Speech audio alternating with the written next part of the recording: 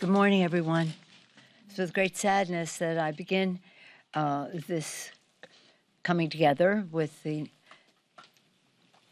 tribute to Richard Trumka, a great hero for America's working families.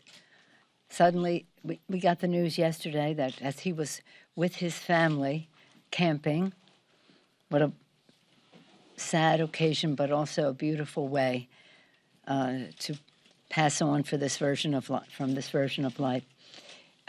Richard Trumka was always thinking about the workers. Always thinking about the workers. What can we do to give some certainty to their lives, good paying jobs, benefits, working conditions, and the rest. He also carried his values into other areas of public policy, recognizing the respect and of the dignity and worth of every person was what guided us. We always used to say that he was a patriot. You know, the middle class is the backbone of our democracy. We always have to work to strengthen it, to enable people who aspire to it to become part of the middle class. And the middle class has a union label on it. Many of our members have right away called me about naming the PRO Act in honor of Richard Trumka. That would be very, very appropriate because it's about the rights of America's workers. So sadly, I remember Richard at this time, but also his legacy is something that will continue to inspire us for a very long time. And I know that he would be pleased that yesterday the Congress and the country were, that we were heartbroken about his leaving us. Today we have a big number. 943,000 jobs created is decisive proof that the Biden administration and the Democrats' Build Back Better economy is working. Under President Biden, under the Biden-Harris administration, the Democratic majorities in Congress, we've seen millions of good-paying jobs reported by it was at 5.4%, the lowest COVID unemployment rate, the lowest unemployment rate. Unemployment at a pandemic low, as I said, the economy growing at fastest rate in over 40 years, and the share of Americans living in poverty set to reach the lowest level on record. And now we must retain this growth, and we have other things to do. As you know, we are, the Senate is acting on some legislation. We will continue that work when they are finished with theirs. Again, when we talk about America's working families, I really want to commend the President of the United States for his courageous action and informed action on extending the eviction moratorium for a time so that the funds can come through, that renters can be saved and landlords can be paid. Tuesday was a great day of relief for families facing imminent eviction. Could you just imagine families on the streets, baby cribs, personal belongings on the street while people had to find another place to live? And children might have to find another school. So thank you, Mr. President, for the courage and the initiative that you took to extend the moratorium. I also want to commend my members, Maxine Waters, who actually initiated this early on in legislation, the eviction moratorium, as well as the funding for tenants and landlords. She and our colleague Cori Bush were urging the Congress to take action, and they're giving visibility to the issue is very, very important. You know, I'm a grassroots organizer, and I always say to the groups, thank you for what you're doing. Thank you, Cori. Thank you, Maxine, because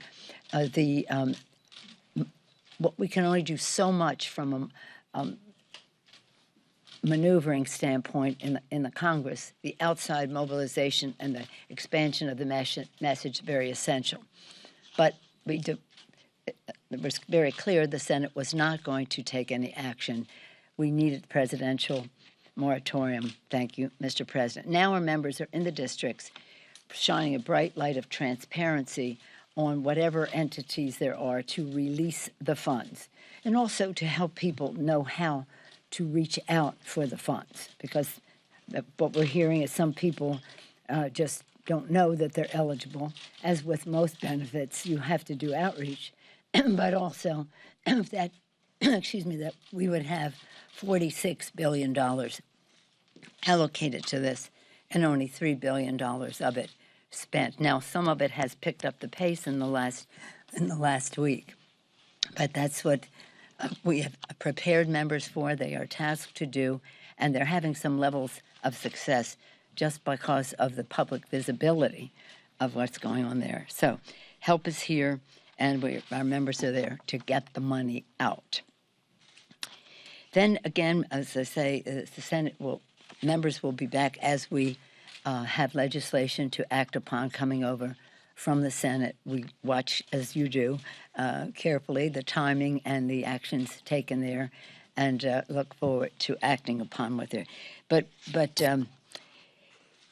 what we're also doing, as the Senate is acting upon that, our members have been working, and today will be releasing a report on the Voting Rights Act, the John Lewis Voting Rights Act.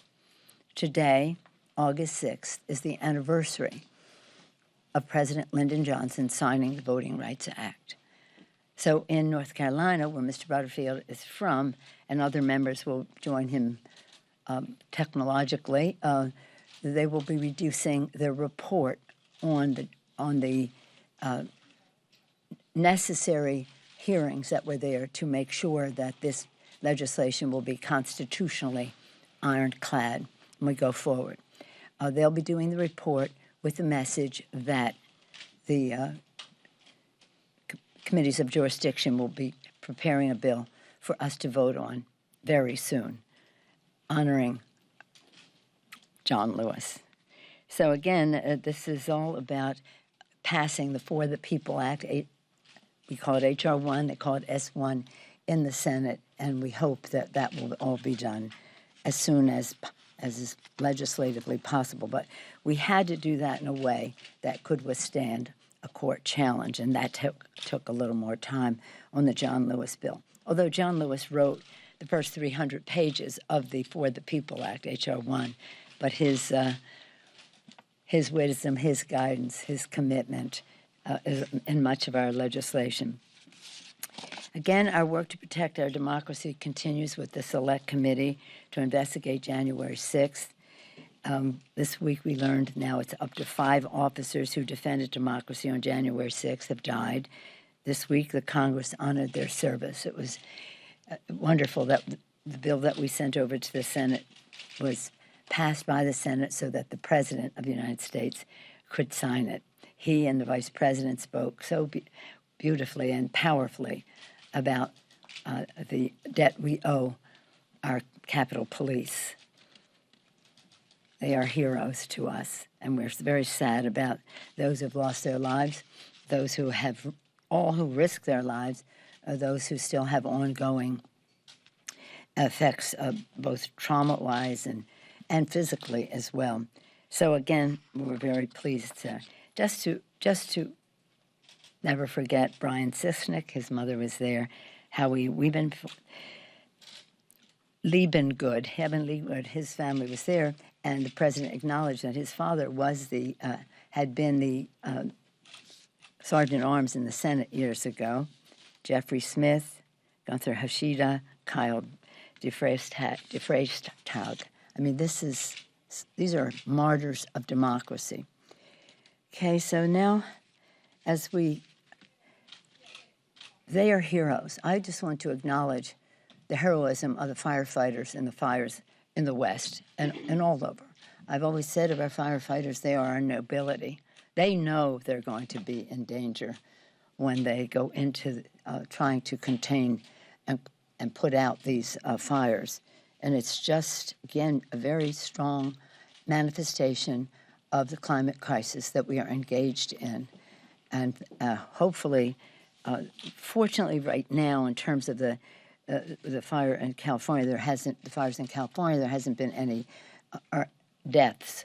And we hope that will obviously prevail. That's for sure. And we not only hope, we pray that that is the case. But again, we really have to face the reality of science. Science tells us, whether science is telling us to take a vaccine, which I'll come to in a moment, or science is telling us to change the behavior that is intensifying the climate crisis.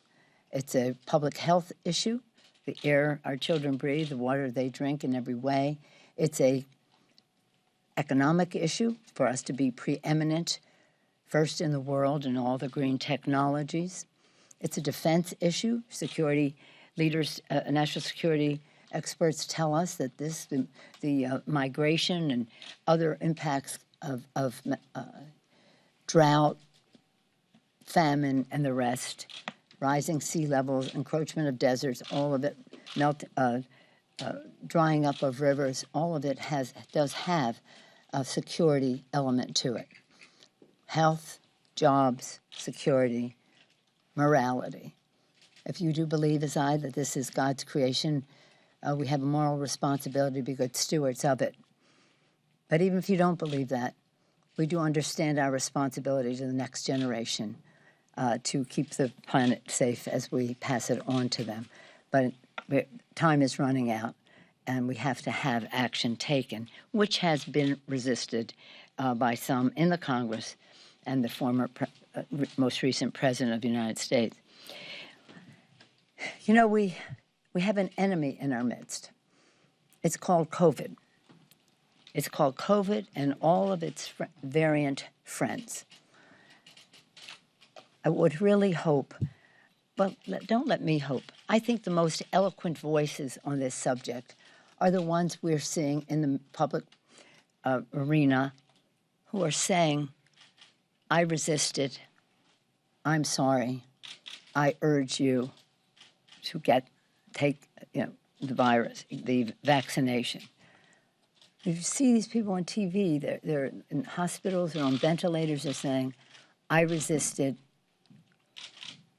I regret it, I'm sorry, I urge you to get vaccinated. Again, most eloquent voices, but we all have to be a strong voice in heeding the science, whether it's about mask wearing or vaccination and other public health recommendations. So, and with that, then, I want to just say that, again, I come back to Richard Trump, a dear friend of many of us, a friend of all working people in our country. Again, our sympathies go out to his family, and thank them for sharing him with us and sharing him with America's workers. Is that any questions? Speaker Pelosi. Yes, ma'am. Speaker Pelosi, what is your reaction to Representative Bush's strategy of not leaving the House steps, and would you encourage members of Congress to use such tactics moving forward? Well, as I said earlier, mobilization on the outside is very important. My concern, and I, called her, said, hydrate, being the mom that I am, hydrate. And our disagreement was on, we're not calling the members back. The Senate was not going to do it. We wanted our energies focused on the president, the administration, extending the moratorium. But the value of what she did, and again, as I say, as a grassroots organizer myself, the public awareness is very important. You've heard me say a million times, President Lincoln said, public sentiment is everything. With it, you can accomplish almost anything. Without it, practically nothing. But in order for public sentiment to prevail, people have to know. And that was a way for people to know. I was glad that toward the end, she came around to saying, we need the extension of the moratorium, as did Maxine. There was a school of thought that said, let's just go to the floor and lose. I don't go to the floor and lose. Okay? And especially hard if you know that there's nothing on the other side. The Republicans on the other side will resist. But I was very proud of the president because he had the confidence in what he needed to, he knew what he had to do, and he had the courtesy of listening to other voices to find a way. And that's what Joe Biden is all about. So this is really a tribute to his confidence and humility, if that's the word to use, to listen to every view, bringing the judgment that he has. But I'm not. People will do what they do, and I about one time a week I have a call with the grassroots organizers, just telling them thank you for your mobilizing, for your making the issue better known. So that's part of our system. So I thank her, but I thank the President of the United States. Madam Speaker. Thank you, Madam Speaker. Should the House be prepared to come back from recess to take up infrastructure? And can you explain the reasoning of wanting to hold on to the bipartisan bill until the reconciliation package is passed to the American people who look at this and say, if this bipartisan bill does get through the Senate, it would be a win for Democrats and Republicans. Why not just pass it right away? No, I said very clearly, this is Build Back Better. The President has said he has a vision, and we share that vision. And it's about building back better. So whatever you can achieve in a bipartisan way, bravo. We salute it, we applaud it, we hope that it will pass soon. But at the same time, we're not going forward with leaving people behind. And that's why the physical infrastructure of our country gets a D from the D in some places, a C minus in others, from the American Society of Civil Engineers. So we have to. It's a safety issue as well as an economic issue to create jobs. But we cannot be in the past. We have to go into the future. If you build back better, to build not only the physical infrastructure, but the personal infrastructure, so that you build back better with women. You have child care, you have, and men, dads need the child care too, but overwhelmingly women more in the workplace with home health care workers respected so that people can leave home because their family member, whether a person with a disability, child or older person is cared for, whether it's early universal pre-K, which I love, which is family and medical leave. We have to cross a threshold of understanding how we all can participate in the economic success of our country. All of these things are urgent, and we're going to get them done together. Now, if those on the other side do not support the child tax credit, child care, family and medical leave, and the rest, then we'll do that, and we'll have a full package at the end. Could the House come back early? The House could come back early to take up infrastructure. Well, members could be called back. I'm sorry? Could the House be called back early from recess to take up infrastructure? Did you not hear what I just said? I just a firm answer, so that members could be prepared to come back early. If they pass both, is what I was saying. Yeah. Oh, you just asked me if they're going to be called back to pass infrastructure. If both are passed in the Senate. Well, let's see what happens. Let's see what happens. But right now, again, I don't know if I ever comment on what the Senate is doing except when they say no, and they said no to they were going to say no to the moratorium. But I did say that we're going to do this when we can do it all. Yes. Several House Democrats have called for the Capitol Physician to institute a vaccine or test mandate for members and staff. You've previously said that members can't be compelled to get vaccinated because it's a matter of privacy and you can't know who is and isn't vaccinated. Do you still hold that belief, and do you see some merit in a vaccine or test mandate? Well, you only gave part of my statement. What I said was that we are guided and have to be guided by the guidance of the Capitol Physician. He has made those contentions, and when the weighing the equities take us to a different place, I'm sure he will tell us.